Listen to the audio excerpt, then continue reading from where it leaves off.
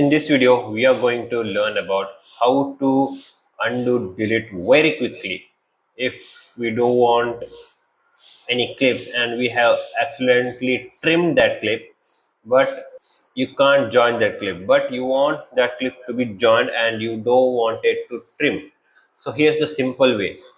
Just press C or V, and here you can see the bracket as it is used. This is used to decrease or increase the clip, but right now here we have trimmed the clip and now we have to undo the trim. Not to worry, just simple click to that clip where we have trimmed and just press delete and it will undo the trimmed part. So that's it for today.